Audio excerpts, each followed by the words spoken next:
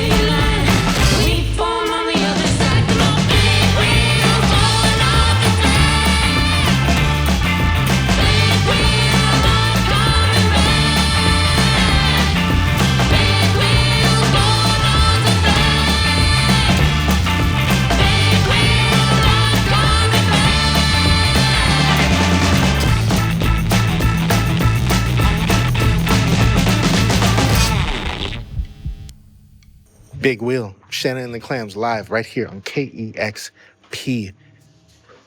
And we got just one more.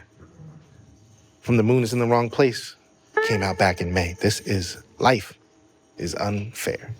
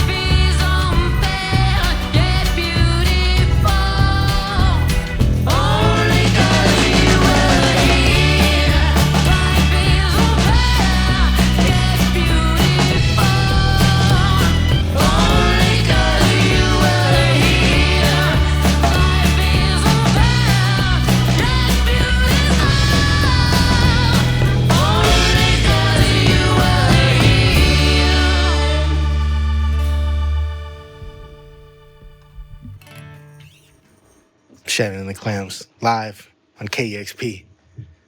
Life is Unfair from the Moon is in the Wrong Place. Beautiful record. I know that it comes from a tough place. It speaks to alchemizing grief into some really beautiful art. I know everybody that loves you, Shannon, and loves this band. I was really gutted hearing the news about the loss of your fiance back in 2022. I can't imagine what it must take to come back together and create out of that space. I just wondered if you could speak to that. It just felt like there's no choice but to create something. Felt like completely necessary and important to immortalize Joe and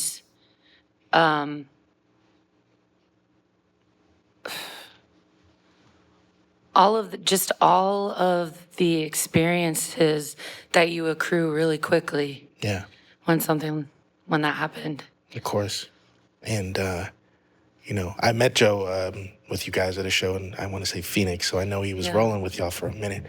I can imagine that maybe you guys are a unit, but that had to bring you together in a major sense, beyond just we got to make some art together.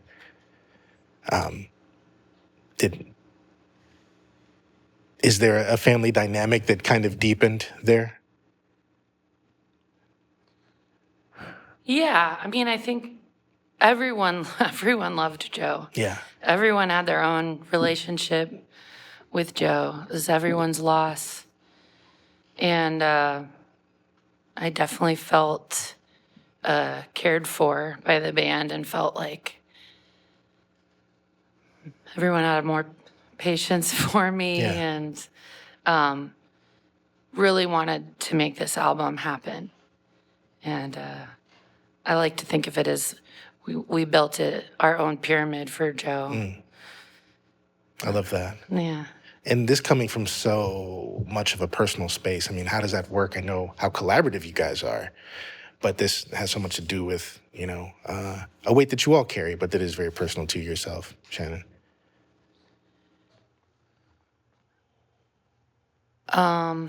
I'm sorry, I was distracted turning off the amp because it was buzzing. I'm curious what that means for, you're collaborating on a record, but this is stuff that's really personal for you. So the kind of input that bands normally have on each other's songs in development, I would think that maybe takes a different shape. Yeah, I mean, we definitely were working together as a team. Yeah. Writing, like we had a writing session all together, which is something we'd never done before. That was just a few months after, and we'd gone up to Will's house, and he lives out in the country, which was a really good place for that to happen. Nice. Yeah, it feels like a lot of hands holding each other we built a basket together. How about that? I love that. I love the basket. I love the Did you just pyramid. make that up? Yeah. Wow. Mm-hmm. Beautiful. Could I add a little something to when we were talking about building a pyramid or a basket for Joe? Joe was, everybody loves music, but Joe was particularly in love with music. He was, so it just felt obvious when we were making this that, it needed to be, something for him, and that that he would want that. It felt like the obvious thing that we should do, in this incalculably dark space. That that just seemed like what made sense to deal with that kind of thing. We Absolutely. would describe him as a cheerleader too, because that was absolutely the energy Yeah. that he brought to all music, and especially his friends' projects. Yeah. Really wanted them to succeed, wanted to tell everyone about them, and was always really encouraging, which is I don't know, it feels like that's more rare than it should be. I feel like people can be kind of cagey with their real opinion about music stuff or, other people's art. But yeah, cheerleader. Shannon always talks about how he's one of the only people I know who would listening to a record was like a full activity by itself. It wasn't like background. It was like sit on the couch and then put the record on and then put headphones on and just like sit and like look at the sleeve. I don't think I know anyone else that does that. And it's a tendency that's lessening all the time. Yeah. For sure.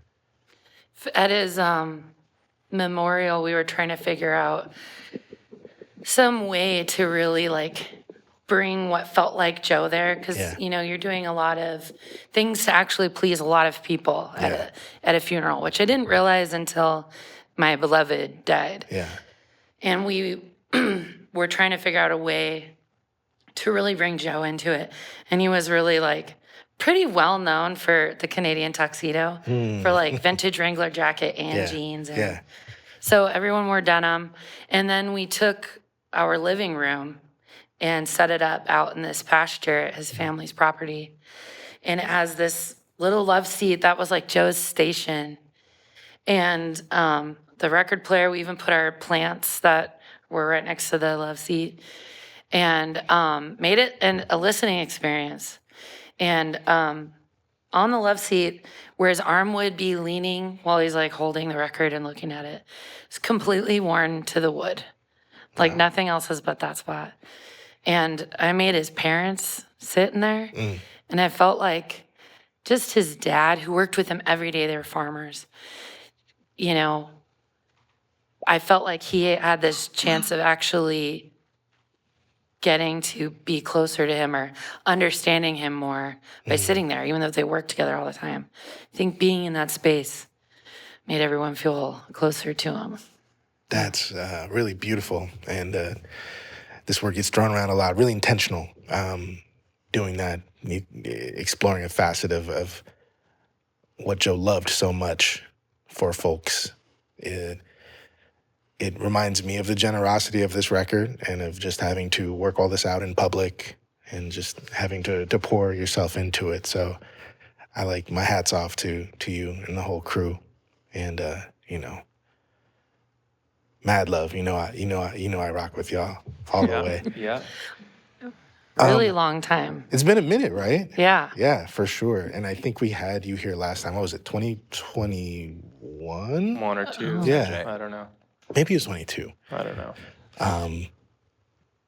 This is the, third Clams album with Mr. Auerbach, right? Yeah. And you did a solo album with him as well, which I adore as well. Thanks. I know you tour that every now and then, right? You still do some? I every now and then go do, like we did a Nico Case tour. Nice. A few years back. And yeah, every now and then I just like get offered a big show and then play around it. So Understood. It's kind of my little special treat. Any other solo works in the works? Yeah, we've been talking about getting me back out to Nashville to do another one. Nice. Well, you guys have this long-running relationship with Dan Auerbach at this point. How has it kind of changed? Is it just you have an easy shorthand with him in the studio at this point? Is it really home? Yes. Word. Yeah, everyone knows what to expect. It's really like comfortable in there. Yeah, I feel like at the beginning he was doing a lot of like solo artists, and he would sort of like bring in the backing band, and we were like, no, we're like a full band, you know, and that was like an adjustment. But now, we just know how to. We get in there and we just. I feel like he trusts us now. Yeah, I don't know. I don't know if he trusted us. He gave you the key to the liquor cabinet. Yeah. That's what's up. You guys can drive the car, take it out. We do. Right on. It definitely feels like we're going back to our old clubhouse when we go in there. Yeah. I love that. Definitely clubhouse. Like the smell is comforting. Yeah. Yeah. You guys are prolific. Will, you put out a record. What was it, last year? Yep. Yeah, but just about exactly a year ago. Right on. This month, last year. Excellent. You probably play more than any of us, except for Nate. You play all the time in Bisbee, I forgot. Like several nights a week. Maybe not several, but I'll play every weekend if I can. In Bisbee? And Arizona? down in Bisbee. That's where he lives. Oh, right Bisbee, on. Arizona. Right on. I've been through there, I want to say. It's freaky. Yeah. So that whole, freaky. Yeah. It's little backwaters of Arizona. I like that. I dig it. Not a lot of water. Yeah, but it's bad. that part. Although this is the monsoon season, so it's getting wet. I have never seen rain like I've seen in the state of Arizona. It's absolutely mind blowing. It's movie rain. It's Whoa. Batman rain. It's Cool. crazy. Never seen that. One of these days. I think we got 2 inches in an hour and a half. Whoa. Right before I left. Patio furniture, forget about it. It's out of here. It's done. Lightning all over the sky. It's crazy. It's out. And I live in Seattle. I was like, nah. They don't know about rain like this. Didn't you move to Arizona for a minute? I though? did. I was out there for a minute, for sure. It's good to be back here, though. Yeah. I'll say that. Mm-hmm. Cody, what have you been cooking up? I have 2 other bands, Yeah. family bands. So I have a band with my 6-year-old kid that's God. called Rare Hair. And is it's amazing. basically I have a little studio in my backyard. I turn everything on and then like press record. And there's a couple microphones, and then we just jam for a while. Nice. And then I try to cut it down and find the good parts. We're actually going to do like 5 copies of a 7-inch because my kid's like obsessed with vinyl. He like, when he wakes up in the morning, he just like runs downstairs and just like starts putting on records and like looking at record sleeves. And he just wanted to have something on vinyl so bad. So I found someone who does lathe cut. So you can just get like whatever. You could get 1 record made. Yeah, Anyway, yeah. he's really excited. And then me and my wife have a band called Moon Prune. That's like Nice. kids music. We've only put out 1 song. It's incredibly good kids' music. I love this. Yeah, we have 1 video out. We're about to release the 2nd video, and then we have a whole album of stuff that's going to come out. And I don't know when, in the fall maybe, but I was thinking really you're fun. kind of like destined to have a family band with your Why? kid because back in the MySpace days, Eyeball Skeleton was in our top 8. That was I like love that band. a band that was like a dad and his 2 kids. Yeah. Oh, nice. Eyeball Skeleton. It was really good. Thanks for taking it back to the top 8. Yeah. top Yeah. 8. I love Yeah. that. You're talking about lathe cut vinyl. You're talking about the top 8 on MySpace. I like the retro vibe here we've got going on here. Let's get away from the playlisting and the algorithm. Yeah, we're back in time. Back in time. Thank you so much, you guys. It's always a pleasure getting to rock with y'all and be in the room and see you. I know you're going to be in Portland tomorrow at Project Pabst. Yeah. Are you all in Portland? Or how many of you are still in Oakland? Just 1. 0. Just me in Portland. Got you. 0 of us live in Oakland. That's right. You're in Bisbee. Where are you? I live in Grass Valley, California, Okay. up in the hills. Nice. And Shannon's in LA. Right on. Awesome. Yeah. And I just met Victor. Oh, Yeah. He lives- Victor rules. You know, lives in he Portland. lives in Portland. Yeah. Okay. Oh, shoot. Sorry, Victor. There you go. Now we're all clear on We asked coordinates. Victor to play with us yesterday. I love it. Right on. When And you got Victor a bolo plays in my tie. solo band sometimes, too. What band is that? The Shannon solo. Oh, in your Senate Yeah. solo band. Excellent. Awesome. Thank you guys so much. The moon is in the wrong place. Real quick, would you talk to me about just the title of that? I would love to talk to you about the title. Yeah. It's kind of a bittersweet title. It's like, it's funny. It's a little sad. But it's actually something that Joe said to me just a short amount of time before he passed away. Maybe, I don't remember, it could have been a week or 2 weeks or a few days. But it really struck me because neither of us are very woo-woo, you know? Yeah. But I'm interested. I'm curious. And You're woo curious. I'm woo curious, you know? And this one day, he came home from working at the farm all day, and he was like, what's going on? Like, everything, what do you call it when everything's breaking and falling apart and everyone's fighting and nothing makes any sense? It's like, what is it called? Like, the moon is in the wrong place or whatever. Right. And I was like, whoa, that's it. I love that. And I wrote it down because I was so taken by it. And he's like, no, what's it really called? I was like, no, the moon is in the wrong place. That's perfect. It sounds cooler than retrograde. Yeah. Totally. Way cooler. It sounds way cooler. It sounds more like a idiom that people would have said back in the day. Yeah. Yeah. You know. I love that. And then, there was a full moon a few days later, and then the moon really was in the wrong place. Everything did go wrong, and everything fell apart. But, yeah. So it's kind of like dark and sad, but also has this warm and fuzziness to it for me. Yeah. Oh, tell them what happened to you during the eclipse. We played an eclipse festival in Hot Springs, Arkansas, right? Is that where you saw that?